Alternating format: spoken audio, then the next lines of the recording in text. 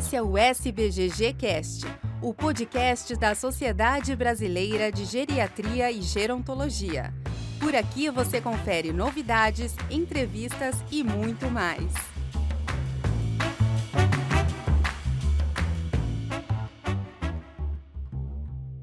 Olá a todos, eu sou Ana Cristina Canedo, diretora científica da SBGG. Estou aqui hoje para conversar com o professor João Senger. Nós falaremos sobre os centenários, né?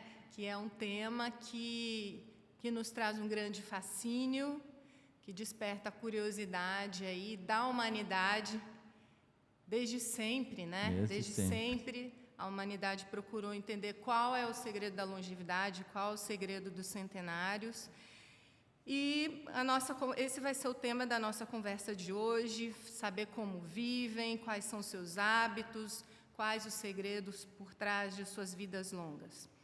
E falaremos sobre o fenômeno da longevidade, os dados demográficos, as projeções para o futuro, buscando entender as implicações do envelhecimento populacional e o aumento do número de centenários que vem acontecendo aí no Brasil e no mundo. O segredo dos centenários é algo que nós vamos tentar desvendar. Esperamos muito que o professor João nos traga aqui um caminho.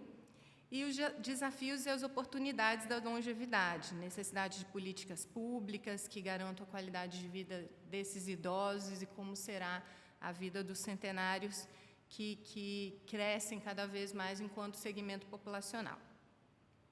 Bom, o professor João Senger é geriatra, mestre em saúde coletiva, professor de geriatria da Faculdade de Medicina da Universidade Fevale e diretor do Instituto Moriguchi, Centro de Pesquisa de Envelhecimento, que coordena o projeto de Veranópolis, que vai ser um dos nossos temas da conversa, um projeto muito importante que vem acontecendo aqui no Brasil já há vários anos.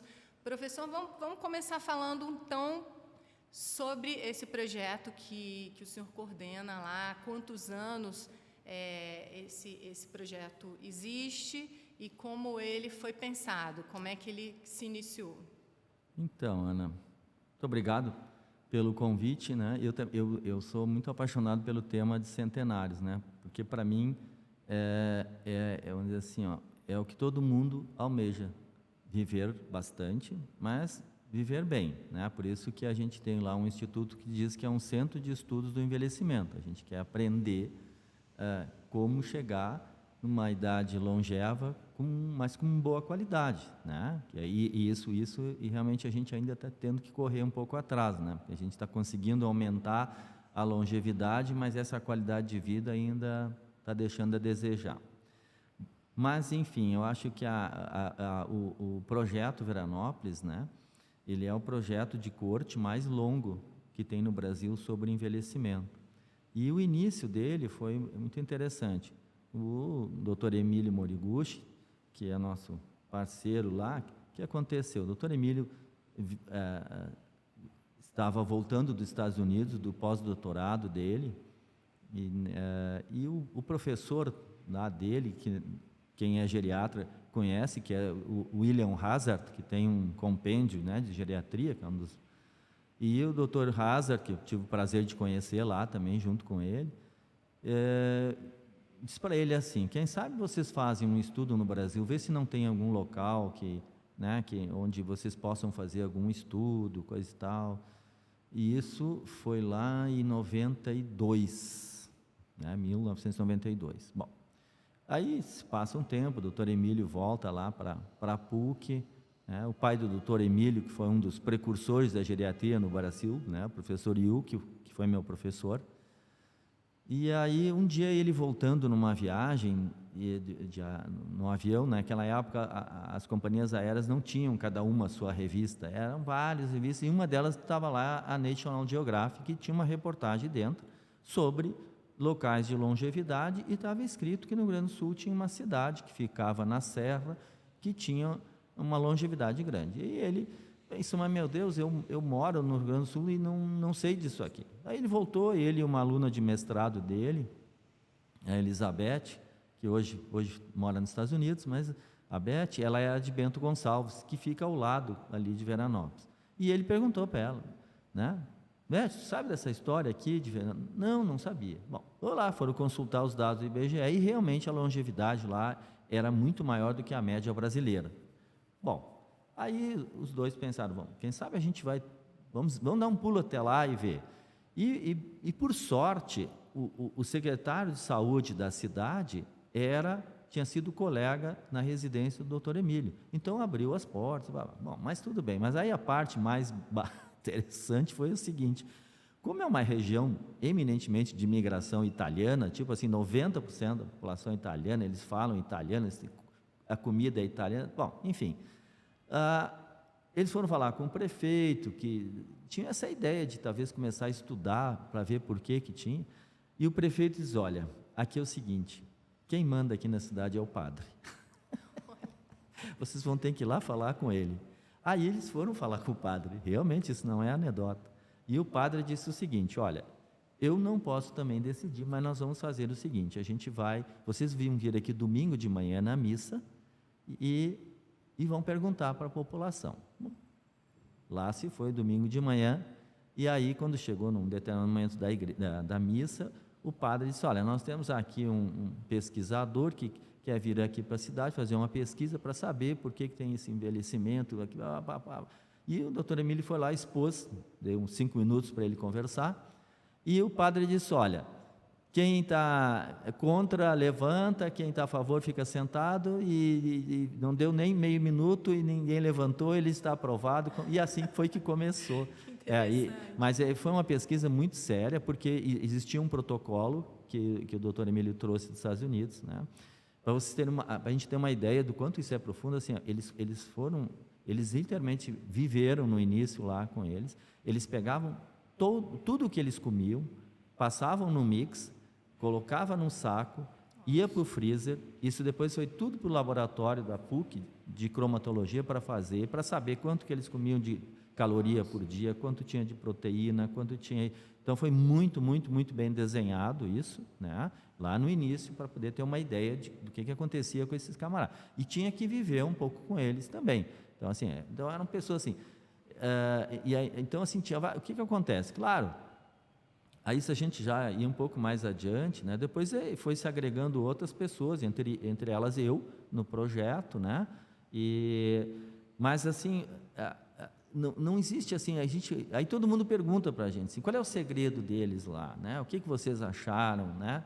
E eu lembro que foi, e sabe que aí tem uma outra coisa muito, essa é minha anedótica, assim, que quando eles, chamam uma coisa assim, eles estavam acho que uns 2 anos, só ele e a Elizabeth, né? E claro, o doutor Valdemar, que foi prefeito lá já 4 vezes, que na época era secretário, ajudou, né? Porque ele era médico, ele tinha também era uma formação boa, tinha feito mestrado, e ajudou. Então, bom, mas aí passados uns 2 anos ali, e foi quando um dia eu perguntei para o doutor Emílio, digo, escuta, qual é o segredo deles? Já descobriram? Até eu perguntei a mesma coisa. Depois de quantos anos? 2 anos de pesquisa, não era muito. Aí ele disse para mim assim, João, eu vou te dizer, o que tu tem que fazer, acho que tu tens que comprar uma vaca. Aí eu comecei a rir deles, olha, João, eles levantam às 5h30, aí eles vão ordenhar, aí eles vão fazer pasto, aí eles levam a vaca para lá, e assim vai, aí de tarde a mesma coisa. Então é uma função, eles estão sempre em função, né? Alto nível de atividade física. Isso, e se vocês conhecerem, quem não conhece Veranópolis, eles sempre dizem assim, Veranópolis só tem um lugar plano, é o campo de futebol, o resto é subida e descida, certo? Então, aí se a gente for analisar, vamos dizer assim, não existe uma coisa, né? Isso a gente já sabe, o estudo das Blue Zones já mostrou isso, e o estudo das Blue Zones começou depois, né? Mas, enfim, não existe assim, o que a gente viu lá é um conjunto de coisas, tá? Entra pela alimentação, tá? Uma alimentação com pouca gordura saturada, né? E poucos ultraprocessados, né? Exatamente, assim, tudo criado, plantado, muito com horta, né? O leite tirado ali da vaca, a galinha que eles criam, então, exatamente assim, praticamente nada industrializado, zero quase, né? Fruta, essas coisas todas. E aí quando a gente fala de nutrição, né? Mas aí foram entrando vieram outros pesquisadores, até o pessoal da pediatria fez um trabalho muito interessante lá, que eles chamaram de 4 gerações. Por quê? Lá, em muitas casas, a gente encontra 4 gerações morando. O bisavô, né? Ainda o vô, aí o filho, o neto, né? E por que isso chamou a atenção? Porque realmente, assim, coisa que a gente não vê mais em cidade grande, né? E que talvez seja um fator, né, para a longevidade saudável, essa Sim. intergeracionalidade. Porque isso, o que acontece? Isso é suporte. Isso é suporte. Certo? Então, aí está lá o cachorro junto, o gato, o papagaio, né? Imagina que bacana conseguir envelhecer junto. Então, núcleo familiar. E aí é tão interessante que eles começaram assim, na verdade, a pesquisa foi uma coisa do Departamento de Genética da URGS, que também trabalhou junto. O que eles viram? Foi muito bacana isso. Porque a gente sabe que, por exemplo, assim, os idosos que têm o tamanho dos telômeros, né, que é uma parte lá do DNA maior, eles, em geral, têm uma sobrevivência de longevidade maior. E eles foram vendo o seguinte, os idosos que moravam com essas 4 gerações tinham um aumento nos telômeros. Quer dizer, em geral, viviam mais. Então, isso trouxe, né, isso entra na epigenética, que é essa questão, porque hoje se fala tanto de solidão, por exemplo, né? Eu tenho uma filha que é psicóloga, que hoje também já está trabalhando lá, e eles viram o seguinte, solidão lá não é uma coisa muito importante para eles, porque eles têm uma convivência social muito grande, né? Então, vamos lá, eles têm uma alimentação ok, eles têm uma atividade ok, porque eles caminham bastante, ou então têm a atividade ainda da vida de agricultura, né? Eles têm uma atividade, uma atividade social grande, ligada muito à igreja, e aí entra a espiritualidade. Isso, uma cidade coordenada pelo padre deve ser uma cidade. Com certeza, né?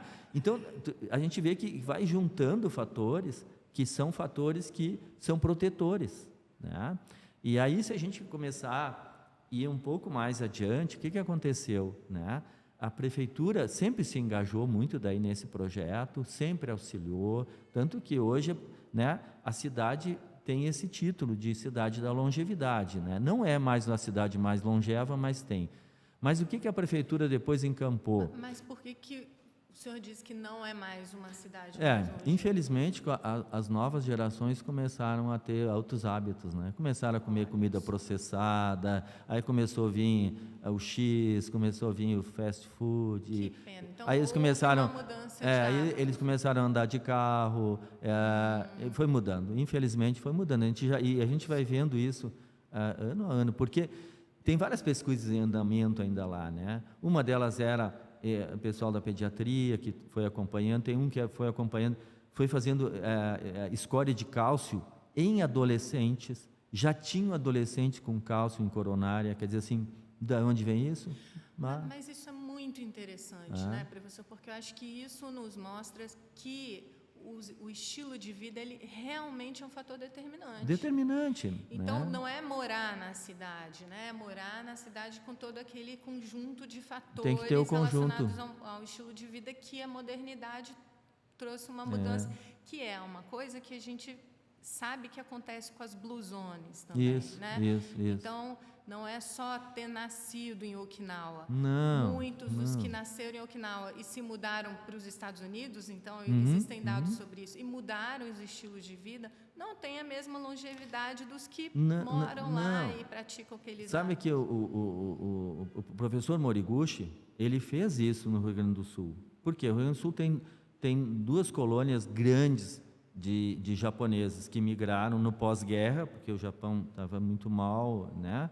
E migraram para lá. Então, o professor fez isso. Ele foi para o Japão, onde ele tinha ainda os amigos todos dele, examinar familiares desses que migraram para o Rio Grande do Sul, ok? E foi trabalhar, até hoje o doutor Emílio ainda faz a parte que o pai dele fazia. Foi lá examinar essas 2 colônias de japoneses, e o que eles viram? Eles eram geneticamente iguais àqueles que estavam no Japão, mas no Rio Grande do Sul eles morriam antes. Por quê? Porque eles começaram a comer mais carne com gordura saturada, porque eles mudaram hábitos, né? Então, é interessante como o estilo de vida é importante. Isso. Não que a genética não seja, tá? Porque, assim, isso foi feito lá em Veranópolis também. Eles foram para a Itália coletar também, né? Então, por exemplo, assim, uma coisa interessante, né? Quem trabalha com demência ou quem trabalha com cardiologia sabe que o alelo E4, ele é um fator de risco. Sim. Em Veranópolis, não. E o doutor Emílio até levou para o Japão, achando que tinha algum engano, que tinha tido alguma coisa não tinha saído certo no Brasil, e no Japão foi confirmado, né? Ele não era fator. Isso é epigenética, quer dizer assim, o que é isso assim? O fator estilo de vida, vamos dizer assim, supera a genética, no caso, né? Se tivesse um fator de risco, né? Mas será isso ou será o fato do... Porque existe aquela regra, né, que a gente sempre diz, 25% é genética, 75% estilo de vida para as pessoas normais. Não, isso. Mas para alguns centenários, a genética pode ter uma influência maior, né, que são aqueles... Porque existem aqueles centenários que têm um estilo de vida completamente desregrado e passam Sim, Ana, mas aí entra uma coisa assim, realmente, né, a gente antes conversava ali do professor Thomas Perkins, que ele trabalha muito com centenários, né? E eu me lembro de uma aula dele que ele diz isso. Quando a gente vai analisar aqueles super centenários, aqueles que já chegaram, ali o fator genético é importante. E por quê?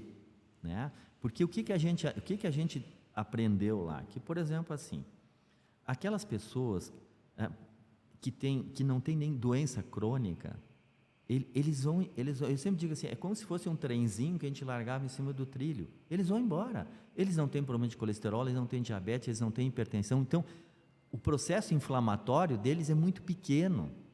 E isso vai retardando a questão do envelhecimento. São os chamados escapistas, né? Exato.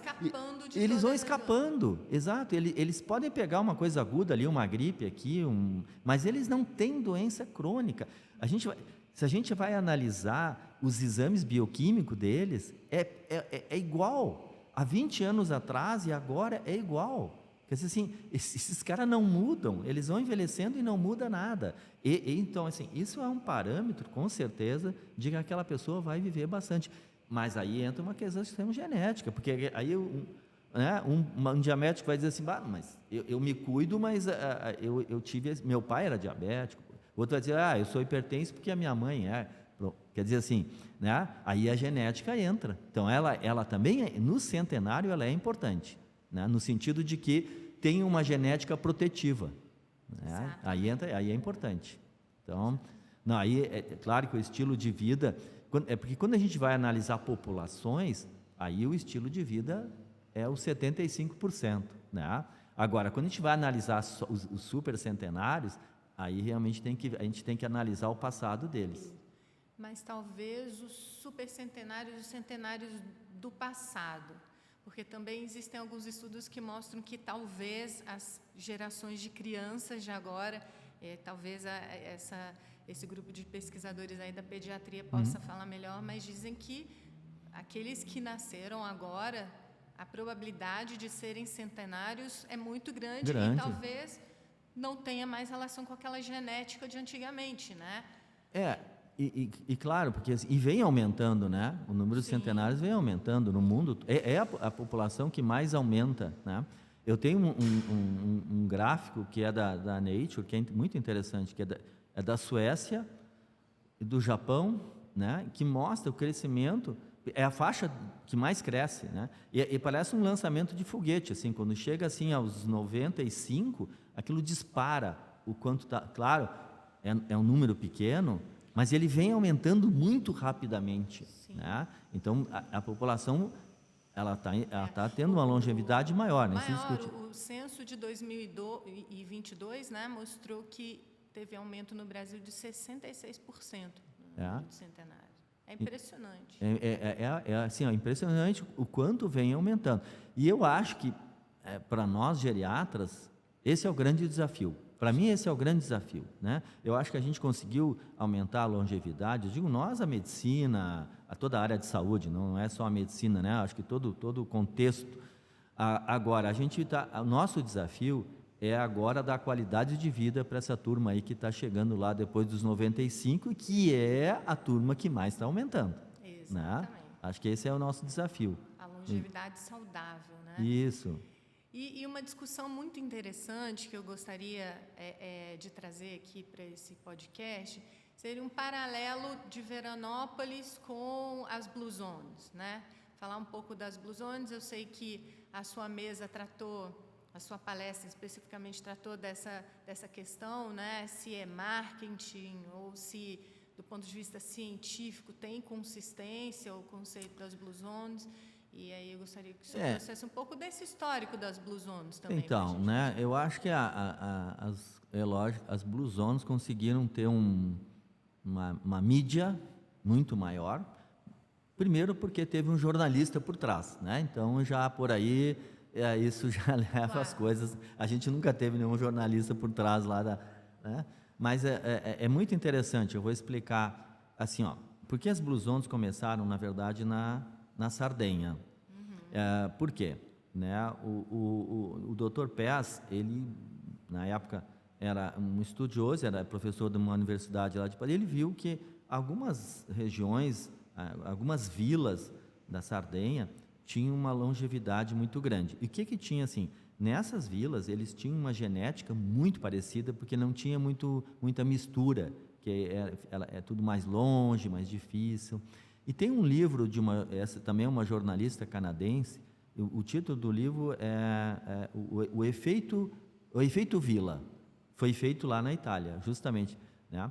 E aí ela tem também mais ou menos as mesmas coisas que a gente conversou aqui, né? Ali naquelas vilas, eles têm uma vida comunitária muito grande, eles têm uma questão espiritual, eles têm uma alimentação com coisas pouco industrializadas. Mas enfim, voltando lá ao Dr. Pes, isso lá em 1994, né? Mais ou menos na época lá que o Dr. Emílio também começou lá em Veranópolis. Ele com um amigo dele, com o Michel, ele comentando que tinha essas regiões, e eles pegaram um mapa da Sardenha e ele começou com uma caneta azul mostrar qual é que é. Tem uma vila que agora me fugiu o nome lá, que é onde eles mais começaram o estudo. E aí, como essa caneta era azul, eles daqui a pouco disseram assim, nós temos que começar a estudar essas zonas azuis aqui, né? Ali surgiu um nome.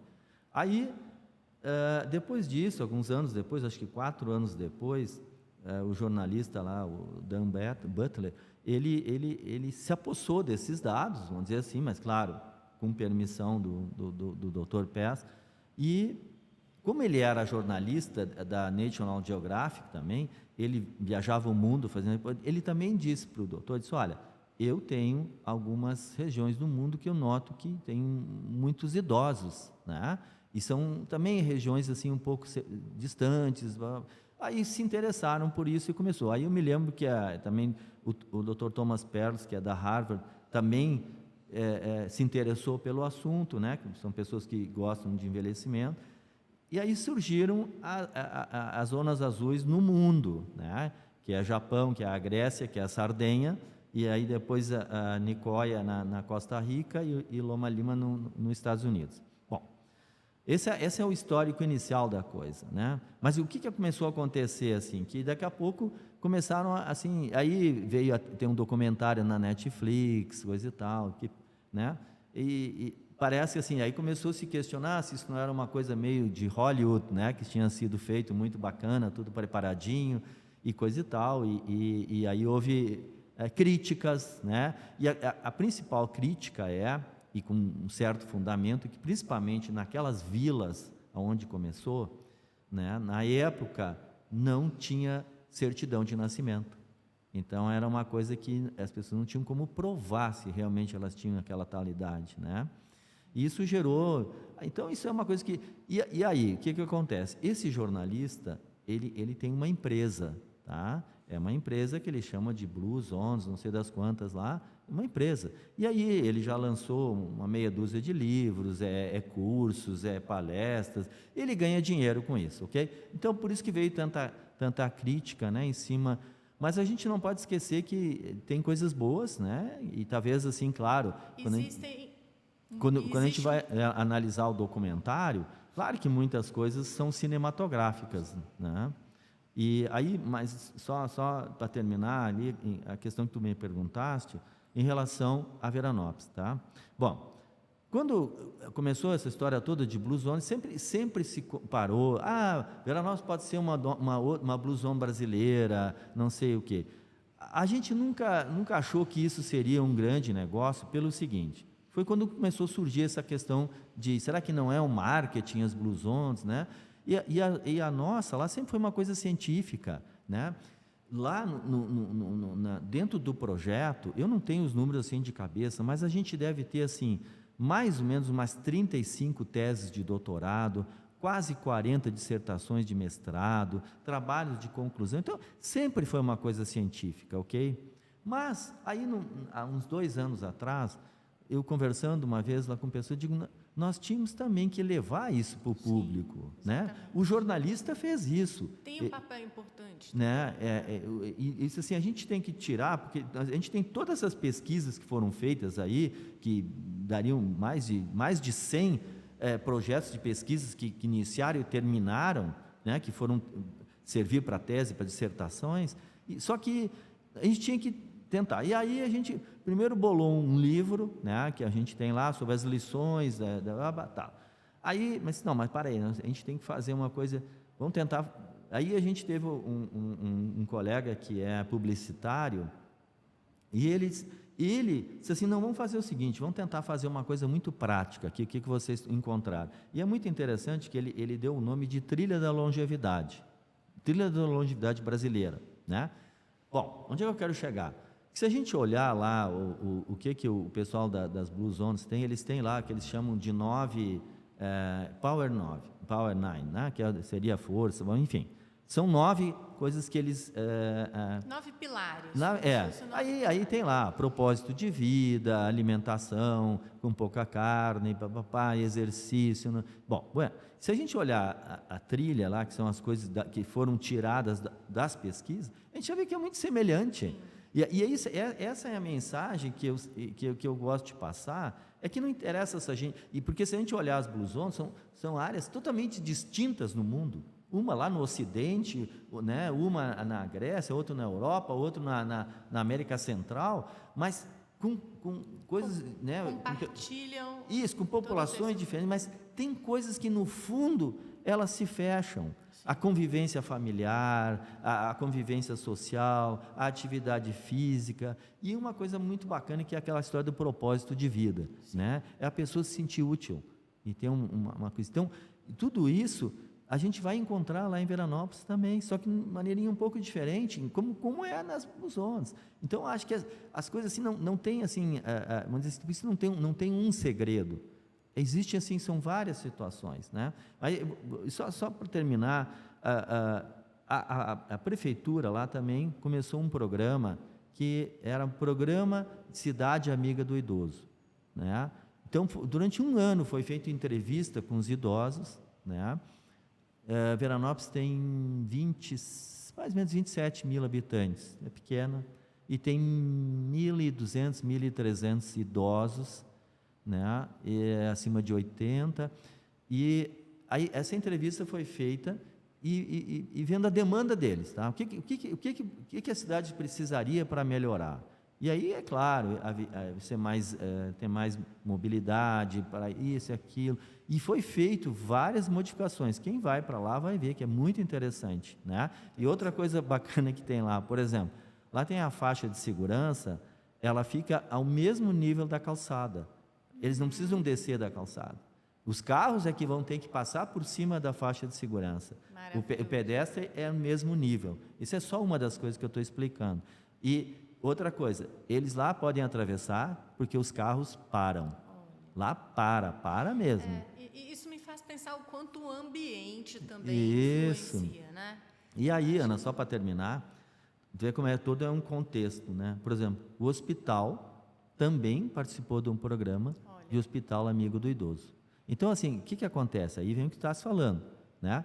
O ambiente todo se preparou. Isso seria o ideal. Isso seria o ideal. Cada cidade tinha que ter isso aí, sabe? Valorizar, né? Claro que uma cidade do Nordeste, por exemplo, talvez vai ter demandas diferentes do que tem em Veranópolis, né? A grande São Paulo, o Rio de Janeiro, né? Tem demandas, mas isso é possível de fazer, é possível, né?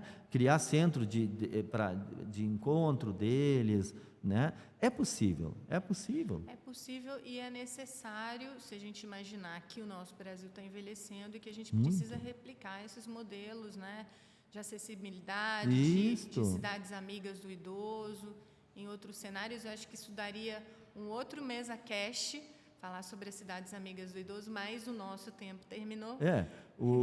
Realmente, eu acho que só isso já dá para a gente fazer uma meia hora de conversa. Gostaria de agradecer muito ao professor João Senger, foi uma conversa muito interessante. Bacana.